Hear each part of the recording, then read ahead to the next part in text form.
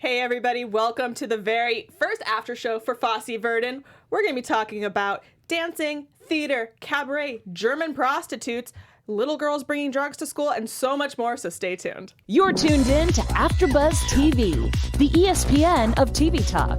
Now, let the buzz begin. That's right, guys. We are snapping for Fosse. I don't know how well it sounds for you audio listeners, and I apologize for that. But yeah, we're going to be talking all about Fosse Verdon today. I'm your host, Briana Phipps, and I am here joined by my main girl. She did all the research with me. We luckily knew so much about this already because we were a little bit lost, but we'll get into it. It's Amy Maestri. Oh, that is. What an intro for me. Thank you, Bri. You're welcome. I'm pretty excited to be here talking about this show. Yeah, I'm excited. I'm really excited to see where the show goes. Let's start off with our overall thoughts about this episode and maybe about what we're excited to see where this goes as a whole. What did you think about it? I think what an ambitious start. I like that they just kind of dove right in, even though they technically didn't, because they started, like they have their multiple timelines running out, so they started at the end. But I like that they really just kind of dug into kind of like the meat of the two of them working together, and then I think the way that they jump around in timelines is going to be really interesting from here on out. But I think for a starting episode, it hit pretty hard, so I liked it. Yeah, I feel like this is going to be one of those shows where we kind of are jumping all over the place, and at the end, all the puzzle pieces come together. Obviously, we know what happens because this is a true story.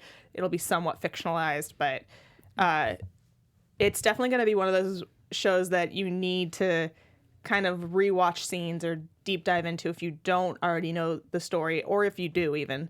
I did enjoy it, and I enjoy stuff like this because it gives me the opportunity to learn more, because I'm like, oh wait, what was that? Let me go look it up. I like having that. I don't like knowing all the answers. Yeah. So I really do enjoy it. I'm excited to see where we're going for the rest of this season. And I feel like we'll do a short prediction thing. Obviously, we can't do a full one because we know what happens in this life, but we can give a short prediction about what we think the show's going to do, potentially. Yeah. So we're going to talk all about everything that happened this episode, from Sweet Charity, Cabaret, these 14 years before, 8 minutes before, what that all means. We're also going to have some really good news and gossip for you guys concerning the cast members of the show and stuff that they had to say about being these characters, as well as a very special segment called Fosse Fun Facts, where we're going to deep dive into some fun facts about Bob Fosse, Gwen Verdon, and their life. But let's start off with kind of how the show started. Obviously, we started at the very end, but then we kind of jumped into Sweet Charity. So he's now on the film set of Sweet Charity. So Sweet Charity was a Broadway musical that he directed starring Gwen Verdon, but when it went to become a movie, Shirley MacLaine was cast as the lead and not Gwen Verdon. To some negative reviews. People did not like her as much as Gwen. Yeah, I mean, that's a tall order to fill when you're following up Gwen Verdon in the actual Broadway version of it, to then, obviously, because I mean, so often something is lost in the translation from stage to film anyways, so that's a tough enough thing to be doing. But then also when like the beloved leading lady is also replaced, and I know we were talking about this beforehand, that Gwen did kind of like counsel with her and coach her a little bit, but it's still, that's tough. It's never going to be the same. I think that speaks more to Gwen than to anything. Yeah. To the fact that she was a very humble person, and that we saw that with like even how he was reading the negative reviews and she kind of just walked away. Because I don't think that, whether or not it hurt her, which I'm sure it did, she wasn't going to be that negative person about it. She wasn't going to go and be like, oh, I should have started it. She was like, nope, this is what happened and we're moving forward. Yeah. And that happens a lot with Broadway. Like it happened to Julie Andrews. That's the only reason she got Mary Poppins, was because they wouldn't cast her in My Fair Lady because they said that she could never do film and that she's a stage actress. Which is so true. And then Audrey Hepburn comes in and they won't even let her sing in it. I don't know if she could sing. I did hear, they actually did, I remember hearing, you can probably find online somewhere, where they have a version of her doing a song because they actually recorded her doing it. And she actually sounds pretty good. And then they're just like, nah, pass. Although I do prefer them doing that and syncing over people's voices than letting people sing that can't sing. Yeah. Which we get nowadays. I prefer them just hiring people that can sing. But You didn't want to hear My Fair Lady in auto-tune? Weird. But then we kind of like jump forward to where now he's pitching himself for Cabaret. And he wants to be the director and choreographer. He's really pitching himself to this guy, Cy, who is the producer for the studio that's doing the show. And Cy's kind of just like, I'll put in a good word, but he doesn't seem to think Fosse can do it, which I know both of us snickered at, knowing that he ends up, spoiler alert, winning the Academy Award for Best Director for it. What? Wow, this Fosse guy seems pretty neat. But he goes behind Cy's back and he pitches himself to the head of the studio anyway and gets the part. Yeah, so I think this was cool. I like the way that they did this storyline where we were saying they really do not cater to people who are unfamiliar with this world. At least not yet. Yeah, I have a feeling they might start to a little bit more, but I did really like the way that they kind of laid this storyline out where you then got to see like, oh, no, of course he's the best pick for this. He started his career learning how to dance in like dance halls and burlesque shows and like kind of comedy burlesque kind of stuff. So and he has a really dark kind of mind and past where everyone kind of associates him with these family friendly musicals, which is not what he wants to be doing. He wants to be doing the dirtier, grittier stuff. Yeah. Which I love that line when he's just like, I don't want this to look like another goddamn musical. And he's like, it is a musical. But to Fosse's point of saying like, sure, but this isn't your standard, we're not doing like Oklahoma right now. Yeah, I like when Cy's trying to make it seem like we need to be being lighter. Like, I knew you were going to do this. I knew you were going to do the show thing. And we want a musical. And it's like, you're making it dark. I'm like, we're talking about Nazis in the middle of Germany and gay relationships and beating people. Like, what about this wasn't dark from the get-go? Yeah, this doesn't scream, this isn't like the your happy-go-lucky musical that I feel like this, and it makes sense because studios a lot of times still do, but I mean, especially back then, they would kind of not really want artists to really push that far. It was, here's the idea, here's what we want, here's what you're going to do. Well, and I'm glad we got Fosse for this one because, you listen to the original Cabaret, the original musical Broadway version, and it's so much lighter than it is now, and it seems wrong. Yeah. It seems wrong to have these fun, lighthearted songs to go along with this musical because it's not fun. And it doesn't end happy, and it's a lot of heartbreak, and there's like some funny moments because most musicals have some funny moments, but it's not like you're happy-go-lucky. You're not going to see Hairspray. Yeah. No, you're going to this to have that shock factor. And I don't think Tracy Turnblatt would have fared well in Cabaret. it's just, I wonder what this musical would have looked like, this movie musical would have looked like had Bob Fosse not gotten that role. It would be garbage. I feel it really would have just looked like any other musical of that era that got pumped out by studios and didn't really capture what that story was actually about. And Gwen in that was actually saying, she was even trying to help translate between studio and Fosse. Yeah, and we see that once we are in Germany and he's having all of this trouble where he's going back and forth with Cy, going back and forth with creative directors and the costume designers and the other people that are trying to help choreograph this, where they don't want to do his vision. Yeah. And he's pushing back.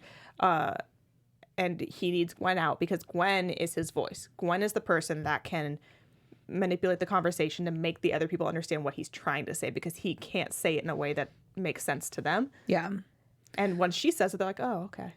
I think that's such a great, the line that stuck out to me in this was when she just said, I speak Bob, or you have to speak Bob. Mm-hmm. Because it so often, I know we talked about this a little bit behind the scenes before we went on air tonight, that there is always that woman kind of behind this brilliant mind, behind these creators and stuff, the muse or whatever, that they kind of rely on. And I like that they started to show that. It's not like they really leaned into it too heavy in this, but just showing that, she really was kind of that middleman for him. Well, and the way that they brought her out, he's like, I need you, as she's trying to call him, telling him that his daughter is bringing drugs to school.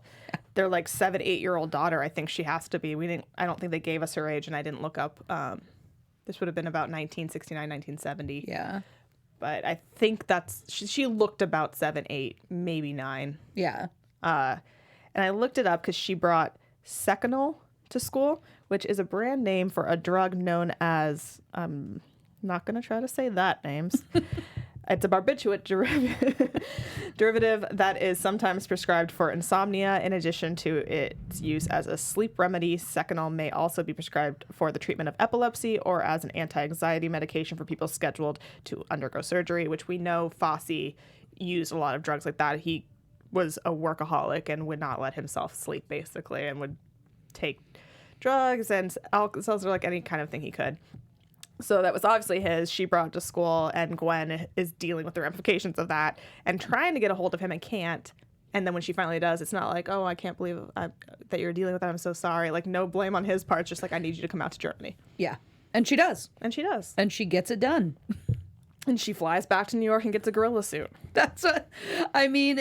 Just to see her kind of balancing act that she had to do, I think this was a nice kind of intro into seeing that, whether you were familiar with what she did for him or, you know, like what her career looked like, to see that balance of like, yeah, dealing with her child doing that, flying there, helping him, intervening, being the one to say, no, I can go back to New York. I'll come back with the gorilla suit. Like, just kind of handling all of it. Yeah, I mean, he's definitely one track mind, and she's like I have 15 things that I'm handling. Which is just so typical, too. Like, men so often, like, it's like one thing that they'll focus on, and they're so good at that one thing that they're focusing on. But yeah, you ask them to do a few things. They can't. Sorry, dudes. It's rough. And not that they can. I'm sure that there are men that can, but it seems to be the stereotype that they can't. And she does it so flawlessly. Like, you can tell that she's being pained. You can tell that she sees him cheating. She sees like those little flirtations and the little things, and she knows what's going on, but she's dealing with it and not confronting him about it necessarily. Like, she confronts him in a way, but it's not in like a I'm yelling at you way. It's like a don't disappoint me. Am I going to be mad if I come out there? Like, she says those little things to like let him know, like, I know what you're doing. Yeah. Like, please don't make a fool of me. Yeah, which is cool because that's kind of how you can see that's kind of how she operates on all levels. You know, that's kind of how she operates with him and their personal life, but then also just professionally when he needs her opinion or when she wants to interject her opinion. The way that she does it is in a very effortless way where she's getting her point across quickly. And then that's that. You know, it's like she's not really wasting any time, not mincing any words in between, too. Yeah, you're right. She does it effortlessly. And you know who else does things effortlessly? Our fans. You know what, Brie? They do. So I feel like this is a good time to say thank you to you guys. You know, it's really all thanks to you guys that you've helped make us the ESPN of TV talk. So we get to come here, do this every week. But for us to continue to grow, we definitely need your help. We need your continued support. Obviously, this is a new show, so very exciting for us. We would love it if you tell your friends, post about it, comment, like. If you're watching on YouTube, go ahead and chat us. Let us know during the live chat. We'll definitely shout you out or afterwards. If you have any thoughts on the episode, go ahead and put the comments in there. We'll definitely shout you out. Try to chat you guys during the show. If you're listening on iTunes, give us those 5 stars. We love seeing those 5 stars. Let us know how we're doing. Give us some reviews. Only if you like us, of course. If not, we don't need it. Kidding.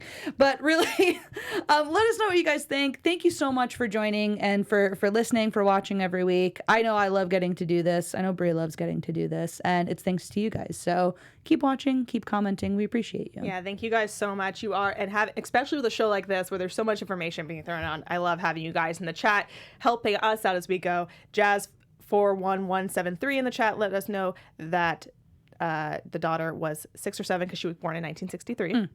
So depending on if it's 69 or 70 at this point in time, that's how old she is. Thank you so much for shouting that out. They also say at that one dancer that he replaced when she turned down his advances, which was something that he was also known to do. Yeah. Yeah. They're doing a good job of kind of like dropping those little nuggets throughout. Where it's not super in your face necessarily. Yeah. Because again, they really are not trying to over-explain everything or really explain anything in a lot of cases. So it's nice that they are kind of like just bringing in these little tidbits. I feel like there's going to be a lot of hidden treasures and gems for everyone. Yeah. And we'll probably get a lot more as the episodes go along. I feel like we'll get even more and more every episode. Yeah. So moving on, let's talk about some of the choices they made with these 14 years later and then 8 minutes later as we jump around in time. And you very smartly put together that we're counting down to his death. Yeah, so I remember when we were watching it, we were both just like, wait, 16 years until what? Wait, 8 minutes until what? And then I realized that it said Washington, D.C., and that's where he died, outside the hotel room when he and Gwen were heading to Sweet Charity Revival. to Sweet Charity Revival. So I thought that was really interesting and kind of poetic in a way, too, because the two things I was thinking is I was like, is this until like a curtain for a show? You know, like is something opening? Or like he's getting a special award because they're both dressed up. And then, no, it's actually a countdown to his death, which is kind of, I mean, he did have a dark mind in a lot of ways. So I think there's kind of something really poetic about the way that they did that. Yeah. So I'm excited to see even more so where we're headed and kind of this countdown. It is morbid, but it's fascinating. So that is a cool little kind of creative side that they put in there, which if you've watched any of Fosse's work, he had such a morbid but creative mind that I think that plays a huge homage to him. Yeah. I feel like he'd be like, you guys get me. So that's kind of the whole episode. We don't have as much time as we would love to really deep dive in as we could. In future, we might be changing the time of the show so we can put a little more time and research into everything and still give you guys a longer show. But let's get into our special segment, which is our Fosse Fun Facts. Yeah. Yes. Love it.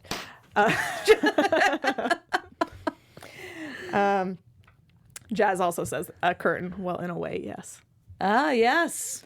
This is true. For our Fosse Fun Fact today, I wanted to talk just shortly about the film All That Jazz, which Fosse directed and created. It was kind of like a semi-autobiography about himself, whereas in the main character, Joseph Gideon, is supposed to be Fosse, and the women surrounding him are the different women in his life, being Gwen Verdon, and I'm blanking on her name at this moment, but his girlfriend at the time. And it really shows that he didn't think very highly of himself as a person, and that he maybe wasn't as happy with certain decisions he made in his life as he could have been. Yeah. And you see a lot of stuff in this show as being parallel to All That Jazz. Like, you look at Joseph Gideon's drug use and smoking and the way he treats women, and it's like that just shows how much of Fosse was put into that character. And you see Sam Rockwell, I think maybe he probably watched as well as interviews and everything of Fosse himself, but maybe this movie and really took some of Joseph Gideon and put him into it as well. Yeah. Yeah, kind of all the different layers of it, of, you know, Fosse putting so much of himself into that character. And then, like you said, I mean, the way that Sam Rockwell's playing him so far, I'm just really enjoying. Yeah, Sam casting in that. My gosh, between him and Michelle Williams, that was one of the things that really was so appealing to me about this too. Just the fact that the two of them were going to be together. I felt like that's a killer. And she's duo. doing a great job with Gwen, and we see Gwen Verdon actually was kind of an associate on All That Jazz, where she helped out too. And being that his ex-wife in that movie is supposed to be her, and they also have a daughter about this age that she is now in this show, it is kind of crazy. And spoiler alert for anybody who has not seen All That Jazz, but it does end in Joseph Gideon's death, and it kind of like shows the fact that while he had adoration, while he had fame, while he had all this, he never was able to make personal connections or keep them, as we know that him and Gwen do not end up together in the end, that she stays in his life, but they are not husband and wife by the end of it, because he has this kind of wanderingness to him, and he can't stick to one person, and he can't be fully in his daughter's life. He's too, as they put it in this way, like he's just too obsessed. He wants to be the star. Yeah. Yeah, so much is driven by ego, so much is driven by, you know, just the way that his creative mind takes him in different ways, and then when it comes down to it, it is ego, though. Mm-hmm. And Jazz says, and ranking. Thank you again, Jazz. You are definitely our third co-host tonight, and we appreciate you. Let's get into some news and gossip. Yeah. AfterBuzz TV News. So we found a couple different articles. One was about Michelle Williams and Sam Rockwell and explaining them transforming into these Broadway legends. Michelle says, I mean, you start doing research as soon as you get the part. There's the one good moment when you get the job, and then it's panic sets in and you go to work. I feel like that's kind of the overall theme of everybody in this. Like, when you're playing real people, it's got to be nerve striking because you want to do justice. You don't want to half-ass that. Yeah, and especially, I mean, like, these are icons. So, I mean, that's a lot. She said it was pretty much like the longest job of her life. We just wrapped filming a couple weeks ago and we started in August. It was physical in not just the dancing, but in aging and figuring out how to physically change somebody from 29 to 64, figuring out how that would affect their body. Yeah. Like, that's crazy. She was really instrumental for me emotionally and from a research perspective. Williams also has been in Cabaret on Broadway, which is another little fun tidbit. It is. And then Rockwell said that his biggest thing was that, as well as the research and months of training to be able to portray it, losing a little weight, getting in shape, and all that stuff for both of them was a kind of a hard, because they had a very short amount of time to do it in. Yeah. But they said that these people, what they did, that it's incredible, that they're superheroes. Man.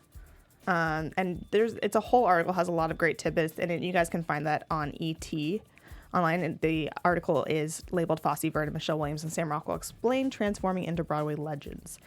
And then I also looked up an article about this woman, Kelly Barrett, who played Liza Minnelli. So did an amazing good. job playing her. We were both blown away for a minute. We were like, wait, Liza? No. Yeah, Liza? No. Yeah, like, was her voice 100% Liza Minnelli? No, but was it so close at times that I was like questioning it? Yes. So good. She did an amazing job, and she, for her, that she's the only one playing somebody who's still alive, Yeah. who can watch this and kind of look at it and be like, nope, you didn't do that right. Yes, you did it. Fail.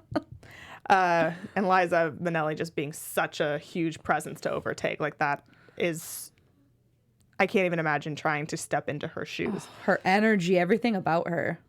But yeah, she said that she was terrified. She said it was terrifying and thrilling, and sort of everything was as masochistic artists want. I always say if it doesn't scare me, it's not worth doing. And it was very scary because the truth is I can only fail. And she did do the own singing, but they didn't make her do dancing for her audition. And when she showed up to the set and they were like, you got to dance, that was also, she said, terrifying for her as well. God, I can imagine. So that is called What It's Like to Play Liza Minnelli. Terrifying is the title of that article, and it's on Entertainment Huffington Post's website. And I love that because Michelle Williams, I know we were saying too, how she's actually kind of a little jealous of her getting to play Liza, just because that's someone that she's always idolized. So she's just like, that is a big role. It's a scary and probably extremely fun role to play. This is true. But that's all the time we have for today. We can do a quick little, I guess, prediction of what we are most excited to see.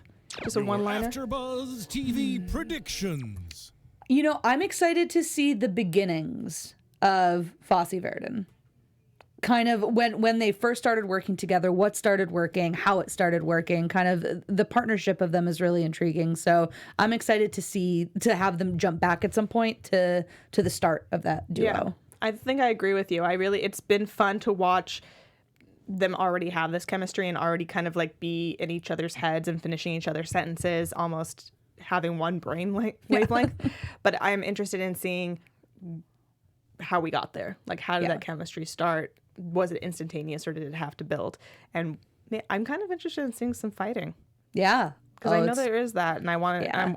I'm kind of excited to see her lose her cool a little bit because she's being so cool right now, and she's being so resigned to like not go off on him. Yeah. Even when he gets mad at her for her trying to help him by being like, he might not get this job, let me try to set up another Broadway show, and him being like, you don't believe in me.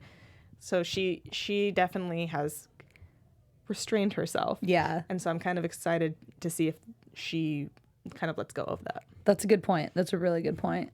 That's going to be fun. We will just have to wait and see. We have 7 more episodes left in this mini-series. And until next week, Amy, where can they find you? Because obviously there's so much more to talk about with this show. This is so true. And actually, very quick shout out to my friend Nicole, who is Michelle Williams' personal hairstylist on this. She's been working her ass off in this industry for a while. So great job, Nicole. You can find me at Amy Maestri on Instagram and Twitter. And you guys can find me at BRI_Phipps, PHIPPS, on Instagram and Twitter. I just wanted to say a huge thank you to everybody watching today, whether you were silent or in our chat. Jazz, thank you so much. Also, that wrestling hound who commented in. Thank you guys so much for being a part of the show with us. We look forward to talking to you all next week. Our founder, Keven Undergaro, and me, Maria Menounos, would like to thank you for tuning in to AfterBuzz TV. Remember, we're not just the first, we're the biggest in the world, and we're the only destination for all your favorite TV shows. Whatever you crave, we've got it. So go to AfterBuzzTV.com and check out our lineup. Buzz you later. The views expressed herein are those of the hosts only and do not necessarily reflect the views of AfterBuzz TV or its owners or principals.